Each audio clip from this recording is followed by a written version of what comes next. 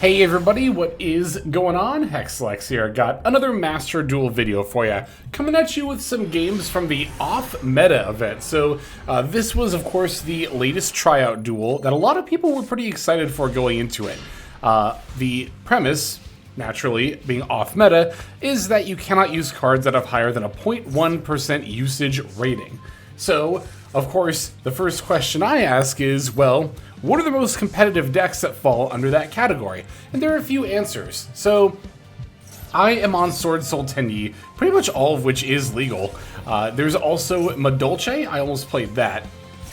And of course there are some loner options as well. Here we're going to be up against Red Dragon Archfiend, and you're actually seeing me make use of one of the very few hand traps actually legal for the event. Because it's not just archetypes that have under, or rather over 0.1% usage that are banned, it's all cards, including hand traps. So we're using Skullmeister, which can negate any effect that activates in the graveyard. And I gotta say, the lack of hand traps and really solid board breaker cards is kind of one of my biggest issues with this type of event. I think that even in an off-meta event like this, 2026 Yu-Gi-Oh! Has definitely progressed to a point where even these off-meta decks are setting up really powerful end boards. Now here, thankfully, it seems the Skullmeister was able to stop my opponent at least a bit. I think they might have misplayed their line a little bit too, to be honest, but either way, we are going to get away with only having to face one Scarred Dragon Archfiend. But yeah, a deck like Sword Soul Tenyi is effectively at full power here, and if you go second against Sword Soul and they set up their board, I don't know how you're actually supposed to be able to fight against something like that. Because again, it's not just hand traps, pretty much all the powerful board breakers are gone too. However, we did just make use of one of the few board breakers legal for the event, which is Herald of the Abyss. Basically, as the effect states, you just pay 1,500 life points and basically force your opponent to remove any one of their monsters. This does actually get around Tower's effects as well, because your opponent is the one that sends the card to the graveyard. So now that our opponent's board is clear, we're just going to end up trying to find an OTK here, and we can actually do that with pretty much any Tenyi monster plus the Vessel of the Dragon Cycle, which we searched off of the field spell Tenyi Infinity. As you can see, we can use Tsuruya plus another level 4 Tenyi monster to make the Chi Shao, and then we can use the effect of Tsuruya in order to summon out the Sahasrara. Okay, there we go. Just had to sound it out. And now from there, we get to pivot into the rest of our Sword Soul line. Of course, we're going to need Chi Shao, so even though I already have Tenyi Infinity, I'll just go ahead and grab the Mula Adhara here. If I didn't open Tenyi Infinity, I probably would have grabbed Mula Adhara on... Well, I would have summoned, rather, Mula Adhara the first time I made a level 8. But yeah, now we can just add back the Ashina. We didn't even need the top decked Adhara here in order to finish setting up the board. Definitely was playing just add back that Ashina off the Adhara in the grave, but yeah, there you guys. You can see now we have more than enough damage, even though our opponent's at well over 8,000 life points. We still are able to swing in for lethal. So there you go. Yeah, it's kind of like I was saying, you know. If I went first and set up this board here, I really don't know how many players would be expected to be able to out that, which is kind of one of my big issues with this event. But let's go ahead and go into the next game here. Going second against Gishki this time, which I think was one of the loners. You know, funnily enough, despite me kind of not liking this event for how rough it can be to go second, I actually did have all going second games, and it's mostly because of the hand traps and board breakers that are legal that I was able to bounce back. Here, I'm going to fire off one of the few hand traps that's legal, Molcharmy Meows. Now, granted, definitely not as impactful as Perulia or Fruilos, but it's better than nothing. Meows, for those who don't know, give you draws for every monster special summoned from the banished or graveyard. Gishki, I think... It's weird, because I'm really only familiar with Gishki's Sprite. That, I know, does summon from the graveyard a few times, but the line my opponent's about to do here is not going to summon from the graveyard. They're going to use the incantations in order to add the Aquamir. Now Aquamir is going to send away the Talismandra, and they're going to summon that Goose Kraken that they just added. Alright, Gust Kraken effect activates. They're going to look at Cosmic Cyclone and Heavenly Dragon Circle before putting back the Circle, which definitely makes sense. Now, without the circle, the Adhara and Shathana don't do a ton by themselves, but thankfully we did get the 10E Infinity here. I was going to add the circle right back. That was actually definitely a misplay, though. I should have grabbed the Heavenly Dragon Cycle. Or, no, sorry, the Vessel for the Vessel for the Dragon Cycle. Jeez, those names are so similar. No, I definitely should have grabbed that, because I could have just done the same thing I did in the last combo line, but I actually played this game before that one, and I had not played Sword Soul in quite some time before these videos, so it didn't really occur to me. I was just like, oh, that's the card that you put back, well, I'll just go ahead and add it. So here, spoiler alert, we're actually not going to end up being able to OTK, because we didn't do that initial 10E stuff first. I'm not going to be able to put Mula Adhara onto the end board. However, we do already have a Sword Soul, or rather a Worm Monster to discard for the Longyan, so I'm just going to grab Emergence, and then we'll use Emergence to get Arch Nemesis Protos. Which, even if we can't OTK, will not only destroy most of our opponent's board, but also it'll make it so they can't special summon water monsters on their next turn. And obviously, Gishki very much wants to be able to special summon water monsters. Yeah, if I just gotten the Vessel, definitely would have had lethal here, because I would have at least had Mula Adhara on my end board as well. But again, I'm not really concerned about my opponent coming back, and sure enough, they're just going to concede right away. Yeah, the reason these going second games have been fine for me so far is just because my opponent's been putting up really weak end boards. I think if they were playing optimized lists and or lines, they would definitely be posing a lot more of a problem. But let's just go into the next game here. Alright, so this time it's going to be a Sword Soul Mirror. I was looking at my opponent's list, and they were actually on a pretty interesting going first card, which is Mistaken Arrest.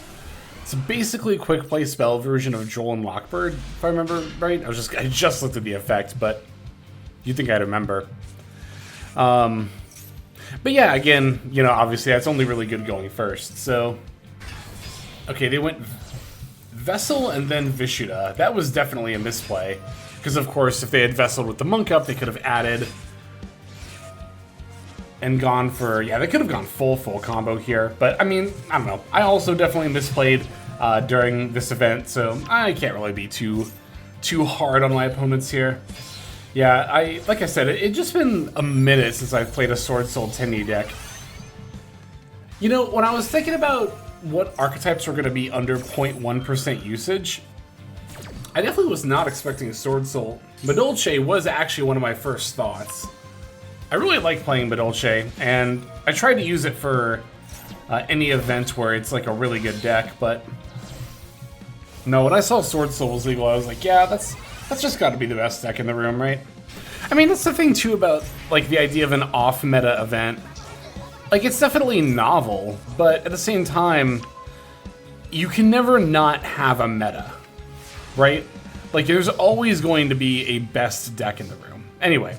Here we did thankfully open one of the few board breakers that is legal for the event. Herald of the Abyss is going to let me send away the Qixing Longyan, and because I opened it with Vishuddha, which will let me get a bounce effect before I have to commit to my board, we're actually able to answer our opponent's Sword Soul board. But again, you know, they could have easily added, you know, more 10E stuff like Mula Adhara to this board as well, and I wouldn't have been able to deal with that. Granted, it doesn't really have a quick effect, but it would make it harder for me to OTK, that's for sure.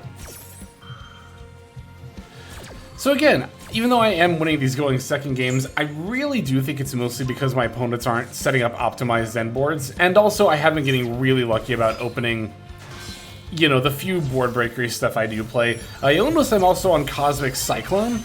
That card didn't really end up coming up for me.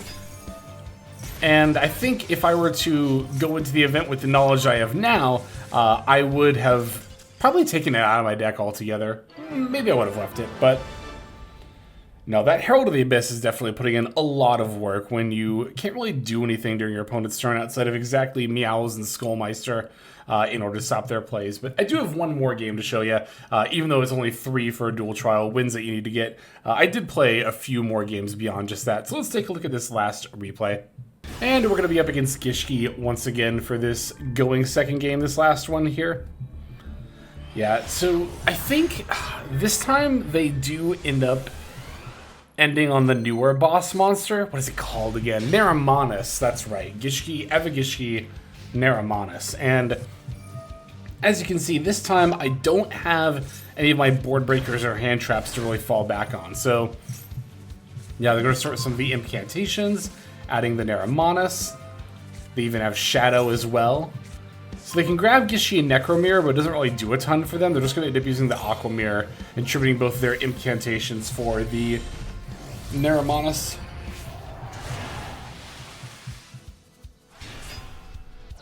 So they do get to revive the Gishki Shadow here, but that's all they really end up being able to do. And again, this end board is really just not very impressive. Now, granted, for Gishki, I actually don't know off the top of my head if they could have ended on anything better.